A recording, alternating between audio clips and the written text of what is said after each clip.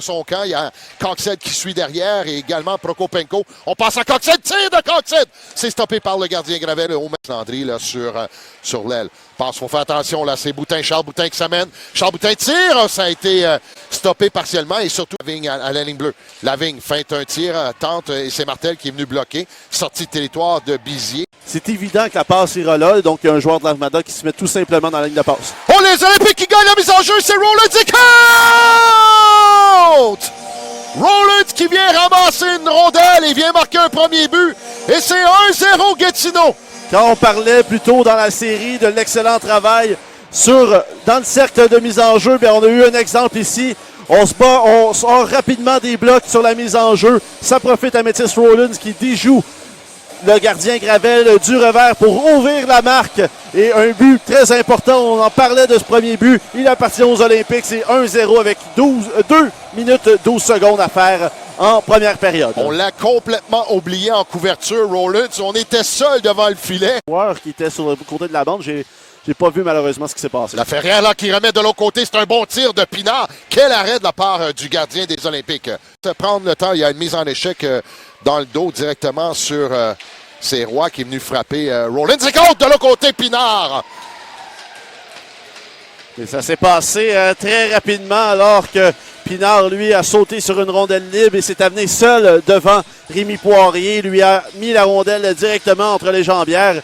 Et ça crée l'égalité 1-1, but en désavantage numérique pour l'Armada de Blainville-Boisbriand. On a profité de notre vitesse et de joueurs comme Métis Rollins qui étaient fatigués. Également. Exactement, donc 1-1, but désavantage numérique. Il reste encore 6 secondes à cette pénalité à Miguel Tourigny. Moi, je regardais la mise en échec sur Bizier. Je croyais bien qu'on la clôture, on travaille. Et c'est finalement Landry, sorti de territoire, remet à Coxhead. Coxhead devant pour Landry qui vient débattre. Coxhead dans la classique! Out! Quel jeu de Landry à Coxhead et c'est 2-1 Gatineau. On en parlait avant le début de la rencontre, deux joueurs qui devaient peut-être en donner un peu plus, mais voilà qu'ils unissent leurs efforts alors que leur coéquipier sur la même ligne est toujours en train de recevoir des soins sur le banc. Et un très beau jeu des Olympiques. Vraiment, on a gardé ça simple. On remet en fond de territoire. Manix Landry qui repère ensuite Andrew Coxhead qui va d'un tir précis dans la lucarne pour battre le gardien Charles-Édouard Gravel. Et c'est 2-1 les Olympiques, 12-39 à faire en deuxième période. 7 tirs au but. Au passage, il faut faire attention. Là. Il y aura 2 contre 1. On s'amène en défensive. C'est Boutin. Tire! C'est stoppé par le gardien. Des changements chez les Olympiques. Il faut faire attention. On s'amène rapidement. La défensive, là, c'est Ortiz qui vient chercher la rondelle. Vient passer derrière son but. Ortiz, toujours embêté par Roy. Passe dans la clave. C'est Roland. Tire! Roland la rondelle qui est devant Gravel. Gravel qui cherche et finalement essaie d'appuyer l'attaque, c'est récupéré par Charles Boutin. On est embouteillé là. Les Olympiques ont de la difficulté à récupérer cette rondelle. On semble manquer de jus un peu. Rondelle qui revient dans la clave, tire contre. Quelle mauvaise séquence là pour les Olympiques. On sentait venir ce but de l'Armada. Eux qui ont bourdonné dans le territoire, bien fait circuler la rondelle entre chaque joueur pratiquement a touché à cette rondelle et c'est finalement Charles Boutin qui complète la séquence avec une rondelle qui rentre devant le filet et il n'a qu'à la mettre dans le haut du filet pour battre Rémi Poirier et créer l'égalité avec 3,47 à faire en deuxième période, 2-2. Et tout ça, là, c'est un jeu le long de la clôture. P.O.A. prend beaucoup trop de temps pour faire sa sortie. Il avait simplement à pousser la rondelle et c'est ça, tout simplement continuer. Bruce Richardson. C'est Tourigny qui garde la rondelle profondément. Pinard remet à Richardson, justement. Tire et compte!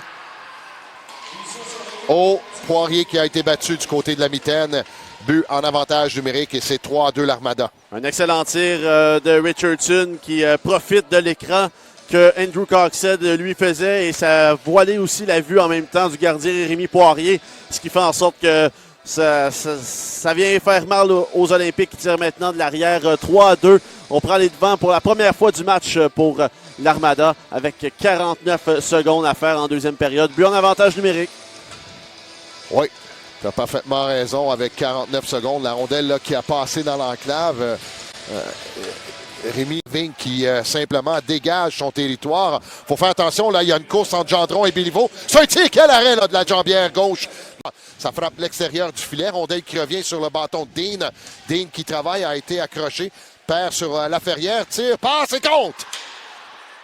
C'est Gendron qui fait dévier et c'est 4-2 l'Armada. Un but qui vient faire très mal aux Olympiques de Gatineau alors que Zach Dean lui se plaint auprès de l'officiel comme quoi on l'a accroché. C'était limite, mais quand même, on a peut-être un peu arrêté de jouer et ça a finalement mené à ce but d'Alexis Gendron qui a inscrit son premier but des séries pour Gendron, son 3e point. Et on double l'avance, donc du travail à faire, du travail de rattrapage à faire pour les Olympiques qui ont encore été une fois embouteillés dans leur territoire. Ouais. Et il y a Dean qui n'est pas content également. Je vois de dos Louis Robitaille là, parce que s'attendait au même regard des Olympiques. Ortiz qui remet de l'autre côté.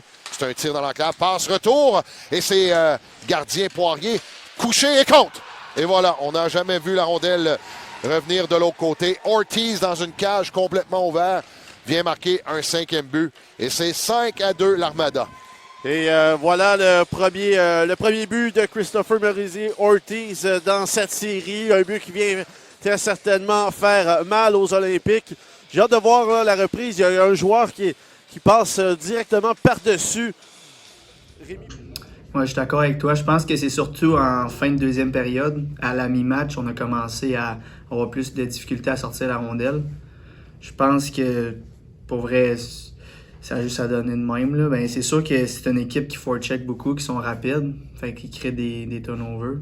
Mais c'est à nous de chipper les puck-out, puis pour vrai prendre les hits, puis juste, tu sais, c'est playoff hockey, il faut que tu sortes la puck, puis ça va être à nous autres de juste de regarder ce qui s'est passé, puis faire des petits ajustements. Mais en gros, ça va être de sortir la rondelle, puis prendre la mise en échec.